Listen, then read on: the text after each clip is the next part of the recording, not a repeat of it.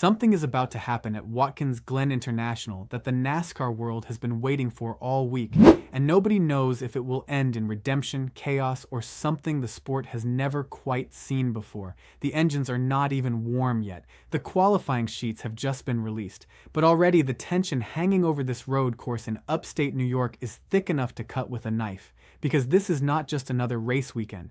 This is the weekend where scores might be settled, careers might shift direction, and one driver in particular is carrying the weight of an entire controversy on his shoulders as he pulls into pit road. Welcome to Go Bowling at the Glen 2026. Buckle up. Watkins Glen International is not your ordinary racetrack. Tucked into the Finger Lakes region of New York State, this 2.45-mile road course with 11 turns has been breaking hearts and making legends since NASCAR first showed up here decades ago. Unlike the oval tracks where raw horsepower and drafting decide everything, Watkins Glen demands something different from a driver: precision, patience, and the kind of instinctive car control that separates good drivers from great ones. You cannot muscle your way around this place. You have to read it, feel it, and respect it.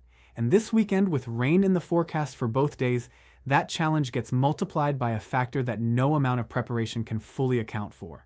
A wet road course in NASCAR is essentially organized chaos with a point system attached to it, and the drivers know it.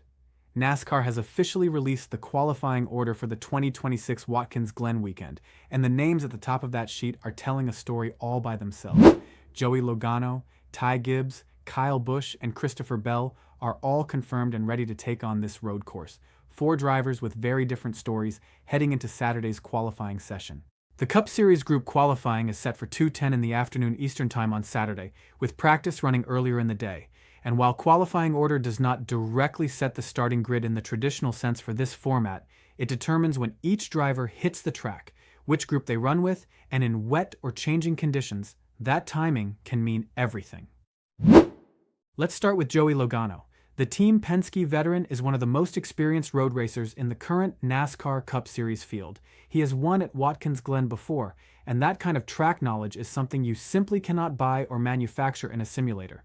Logano knows exactly where the grip is in Turn 1, where the braking zones compress under pressure in the SEs, and how to manage tire degradation over a long run on this technical layout. But here's the thing about Logano right now: his season has been rough. He currently sits with just 235 points in the championship standings, which puts him well outside the playoff cutoff zone. For Logano, Watkins Glen is not just about a good finish. It is about survival in this championship picture. Every point he does not score this weekend is a point that closes the door a little further on his playoff hopes. The pressure is real, and he knows it.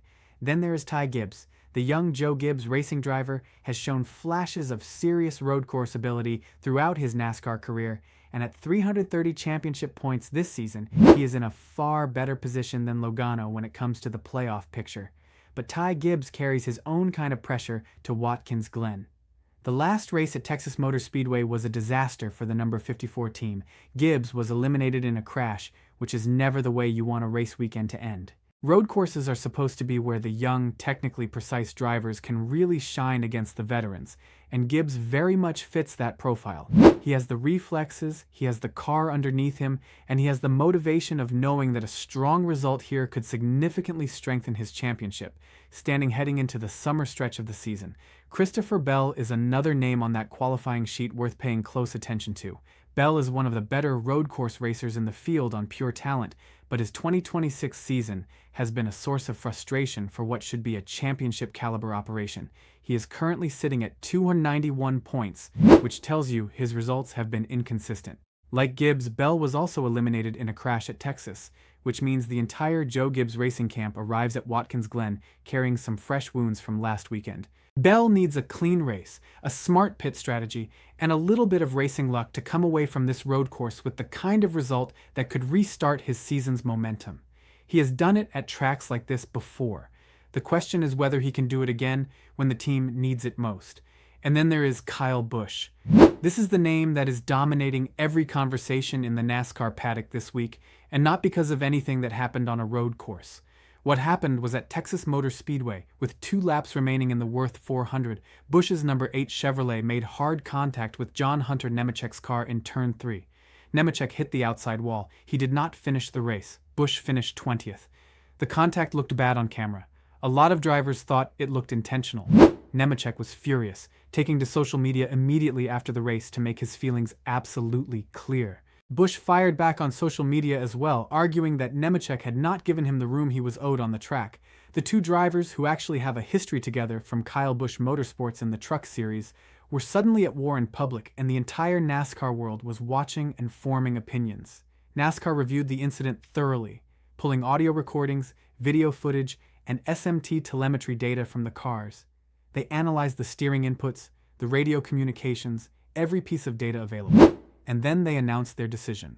No penalty for Kyle Busch. NASCAR's position was that the available evidence did not support a finding of intentional contact, and that damage to Busch's car from the first contact with Nemechek may have affected his ability to control the car in the moments that followed. That explanation did not go over well everywhere in the garage. Denny Hamlin, never one to stay quiet when he has an opinion, pushed back hard on the decision on his podcast, arguing that the contact looked clear-cut from where he was standing. The debate about NASCAR officiating and driver accountability lit up the sport's entire media ecosystem for days. Here is where this story gets even more layered.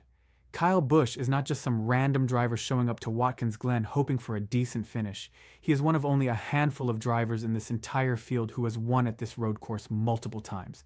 2 wins at Watkins Glen. Kyle Larson and Chase Elliott are the only others who can match that number in the active field. When Busch is at his best on a road course, he is genuinely world-class. He has the car feel, the ability to modulate the brake and throttle with incredible sensitivity, and the competitive instinct that has made him one of the most successful drivers in NASCAR history. But the 2026 season has been difficult.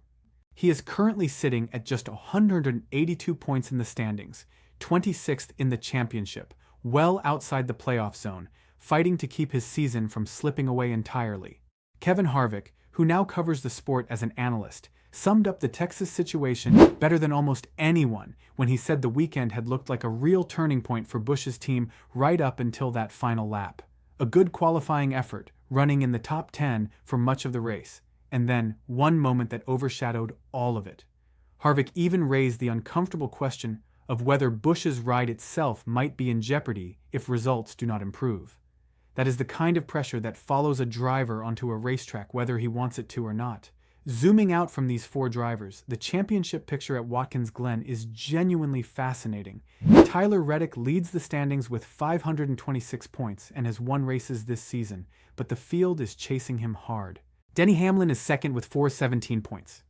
Chase Elliott, who won at Texas to give himself a big momentum boost, sits third with 409. These are the drivers the entire field is hunting down.